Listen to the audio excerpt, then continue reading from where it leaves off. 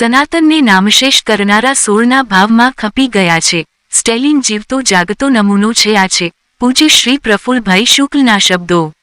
સનાતન ધર્મ સભા હિન્દુ ધર્મના શાશ્વત સિદ્ધાંતો, સંસ્કૃતિ અને પરંપરાઓના સંરક્ષણ તથા પ્રસાર માટે કામ કરતી વિવિધ સંસ્થાઓનો સંદર્ભ આપે છે, જે મુખ્યત્વે ધાર્મિક શિક્ષણ, શ્રી સત્યનારાયણ કથા, પ્રવચન અને સનાતન સંસ્કૃતિના મૂલ્યો જાળવી રાખવા માટે યોજવામાં આવે છે. આવી સભાઓ વિશ્વભરના હિન્દુઓને એકીકૃત કરવા અને ધર્મ રક્ષણ માટે યોજાય છે.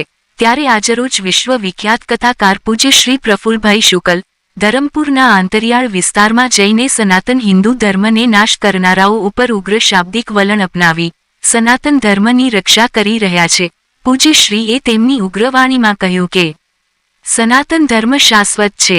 સનાતન ધર્મને નામશેષ કરનારાઓ 16ના ભાવમાં ખપી ગયા છે. તામિલનાડુનો સ્ટેલિન જીવતો જાગતો નમૂનો છે. ઉપરોક્ત શબ્દો આજે દક્ષિણ ગુજરાતના વલસાડ જિલ્લાના ધરમપુર ખાતે સનાતન ધર્મને ડેન્ગ્યુ અને એડ્સ કહેનારા તામિલનાડુના ભૂતપૂર્વ મુખ્યમંત્રી સ્ટેલિનના વિરોધમાં યોજાયેલી ધર્મસભામાં આંતરરાષ્ટ્રીય કથાકાર પૂજ્ય શ્રી પ્રફુલ્લભાઈ શુક્લે ઉચ્ચાર્યા હતા.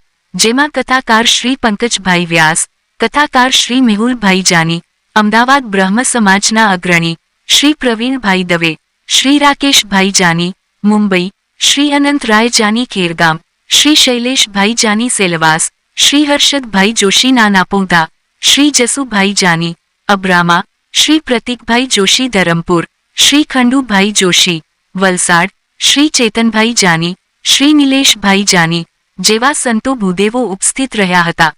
સંચાલન કથાકાર શ્રી ભાસ્કરભાઈ દવેએ કર્યું હતું. પૂજ્ય શ્રી પ્રફુલ્લભાઈ શુક્લે વિશેષમાં કહ્યું હતું કે શ્યામા પ્રસાદ મુખર્જીની ભૂમિ બંગાળમાં ભગવો લહેરાયોએ સમયે માનનીય અટલજીના શબ્દો હતા કે અંધેરા છટેગા, સૂરજ નિકલેગા ઓર કમલ ખીલેગા. તે વર્તમાનમાં ચરિતાર્થ થાય છે. એ માટે માનનીય વડાપ્રધાન શ્રી નરેન્દ્રભાઈ મોદી અને ભારતીય જનતા પાર્ટી અભિનંદનના અધિકારી છે. અંતમાં ભારત માતાની જય સાથે સભાને વિરામ આપવામાં આવ્યો હતો. પ્રસ્તુતિ અભિનવ સુરત ન્યૂઝ ચેનલ, એડિટર પ્રકાશ પટેલ, સુરત. શ્રી કૃષ્ણાય વયમ નમઃ. થોડા સમય પહેલાં તામિલનાડુના ભૂતપૂર્વ મુખ્યમંત્રી એમણે એવું ઉચ્ચારણ કર્યું હતું કે સનાતન ધર્મ છે એ એક પ્રકારનો રોગ છે, સમય જતાં એ નષ્ટ થઈ જશે. આજે પૂરા વિશ્વ જુએ છે કે સનાતન ધર્મ અડીખમ ઊભો છે અને બોલનારા નષ્ટ થઈ ગયા છે. આજે ધરમપુર ખાતે આંતરરાષ્ટ્રીય કથાકાર પ્રફુલ્લભાઈ શુક્લ, પંકજભાઈ વ્યાસ, નામી અનામી કથાકારો, આચાર્યો, બ્રાહ્મણોની એ એક સભા મળી હતી અને આ સભાની અંદર એમણે આ વિચારો રજૂ કર્યા હતા. સર્વપ્રથમ આંતરરાષ્ટ્રીય કથાકાર प्रफुल्लभाई ने विनती करीश अपना अभिप्राय तो मिटा सके वो जमाने में दम नहीं, हमसे है जमाना, जमाने से हम नहीं.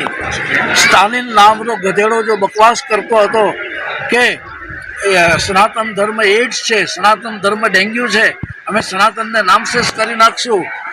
પણ સ્ટાલિન જેવા તો 1800 આવી ગયા ને ગયા હોળના ભાવમાં એનો ક્યાંય પત્તો લાગ્યો નહીં. સનાતન ધર્મ સદૈવ અડીખમ અને અણનમ છે. સનાતન ધર્મની સેવા માટે આખું વિશ્વ જોડાયેલું છે. આ પ્રસંગે અમારા કથાકાર શ્રી પંકજભાઈ વ્યાસ બે શબ્દ કહેશે.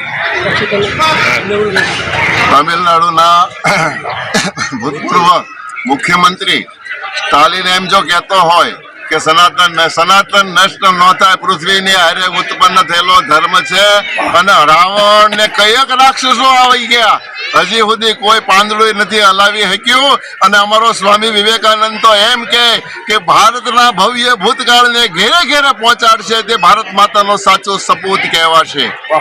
આ સનાતન સંસ્કૃતિના દૂધ પીને આખું પૂરું ભારત આજે આ શબ્દોને હું વખોડી નાખું છું. જોકે એને ઘર ભેગો કરી જ દીધો છે અને આને નવડાવી ધોવડાવીને ક્યાંય દેખાડવાનો નથી. સ્ટાલિનને કહી દેજો જય ભારત માતા કી જય, વંદે માતરમ.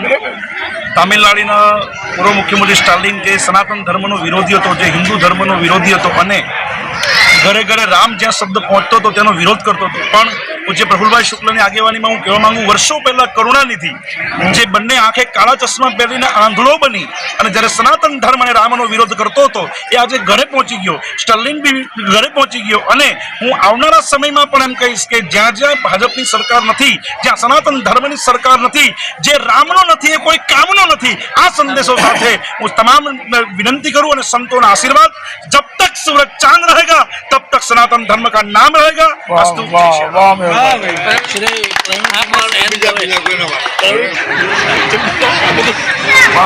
પ્રફુલભાઈ શુક્લના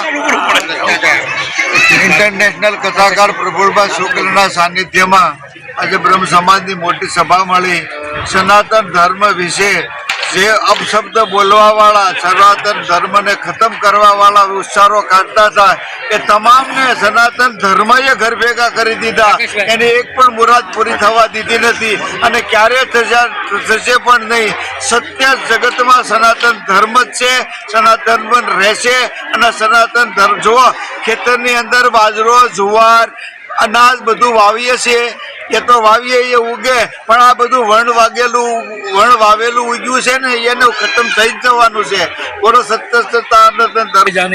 મુંબઈ છે. આજે સનાતન ધર્મ છે, સૂર્ય ને ચંદ્ર જ્યાં સુધી આ પૃથ્વી ઉપર અસ્તિત્વ છે ત્યાં સુધી સનાતન ધર્મને કોઈ મિટાવી નહીં શકે. આપણામાં ગુજરાતી કહેવત છે કે મીંદડીથી શિકાર ન તૂટે.